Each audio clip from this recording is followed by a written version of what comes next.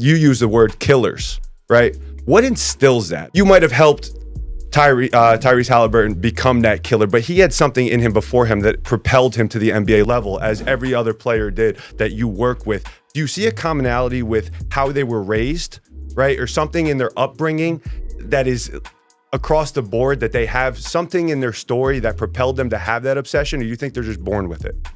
I don't know. I think that, the Mike Tyson quote comes to mind where he was like, you guys are manufactured killers. I'm a born killer. And I've had people ask me all the time, like, can you turn somebody into a killer? Can you turn somebody into an asshole? And the truth is, I think that you can help them get to new levels. I think you can also untap levels that they haven't been able to get to on their own. But I think that there's so many different driving forces. You have some people that, have been the most highly touted, players ever since they were younger. And they've always kind of, worked from a way of, I got to protect what's mine, where you have other guys that are under recruited that are more so like, I never got what those guys got, so I've always been chasing them. And I don't know. I mean, I really do think that it's our job as coaches, as trainers, as anybody that's, around these guys, is just to find ways to unlock that. There's constantly times where I'm putting my guys against each other. It might be like before a game, like Friday night, Sixers versus Pacers. You better believe that 3 hours before the game, Tyrese Maxey and Tyrese Haliburton are going to get a group text, and I'm going to be in the group text talking trash both ways. Like who's the better point guard? Who's the better Tyrese? Oh man, Max. It's just what I do. And so there's different ways to unlock that. There's other times where you might create a rivalry that isn't even a rivalry, but you create it in their mind so that it really unlocks something every time that they play those certain athletes. Other times it might be bulletin board material. Oh man, did you see what this guy said and this guy said?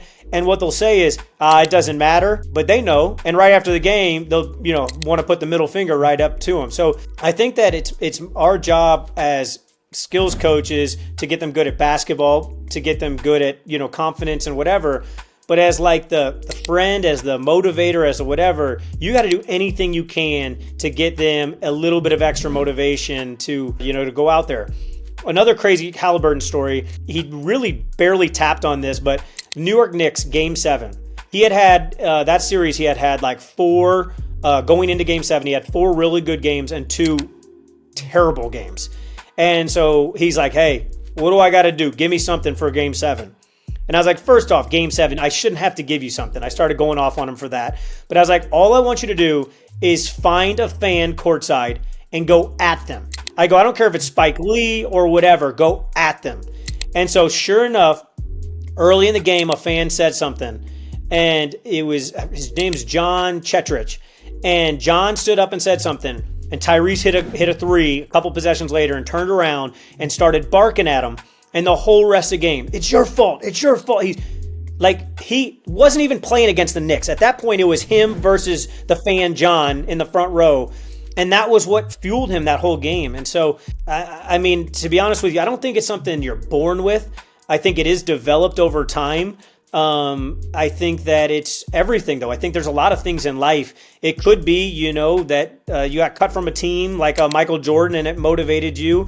It could be Tiger Woods where his dad was dangling keys every single time he was putting and that motivated him.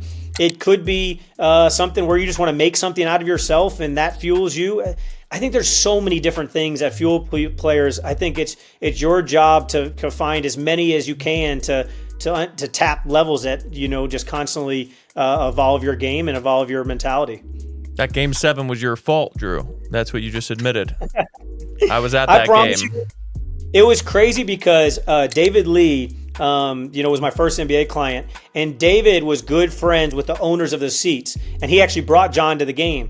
And it was hilarious because after the game, David sent me a picture and said, hey, ask Tyrese if this was the guy he was chirping at. And Tyrese said, no, it was the guy next to him. And sure enough, it was John that was the +1 to the game. And we were just dying laughing because even after that, I remember that he hit up Pat McAfee, and Pat was like asking about the fan, and he goes, hey, Drew found out his name. His name is this. Make sure that it goes on air and says it, because he wanted all Knicks fans to basically blame John for stirring up the pot. Damn, Drew. I love trash talking myself, Drew. But you can't handle it. No, the problem is I go too far these days. Yeah. I think that's why I want. Have you ever been in that kind of situation where you're talking trash and you take it too far? All the time. Yeah. In the moment you're loving it, but then later you're like, did I take that too far? Was I being a little too much? It was funny. Brad Beal was the first guy I ever started working with. So Brad started working with me when I was 17. He was 13. So he was a freshman in high school. And we're both from St. Louis. Believe it or not, I was better than him back then. I was player of the year in Missouri, and he was still up and coming. And so we used to work out together. And then it became, once he started getting really good, then I started working him out, and instead of me just training alongside him and stuff like that. But Brad and I, because we have that brother relationship, every summer we get in literally a physical fight where we end up throwing the ball at each other or kicking the ball at each other or starting to yell at each other, where we go personal levels that shouldn't be shared because we know everything about each other. Right. We just don't care about each other that much. And it was funny because last summer my video guy came over, and it was our last workout of the summer, and we were dapping it up and we were just talking about stuff, and Sam came over and said, hey man, you guys realize this was the first summer you guys didn't fight? And it was just, that's what it is. You know what I mean? All my guys at some point, ghost me for a week at a time or a month at a time, because I do push strings and push levels that, are very uncomfortable for most people. But I feel like so many professional athletes and celebrities have so many yes men around their, corners that I'm the one that can keep it real with them. And they know I'm doing it out of love. I never do it out of spite. I never do it out of anger. I always do it out of trying to help them and get them to a new level. So, I mean, of course, there's times where I cross the line or the timing isn't right or the delivery isn't right. But deep down, they all know I'm doing it out of love and not out of hate, which is where most trash talk comes from.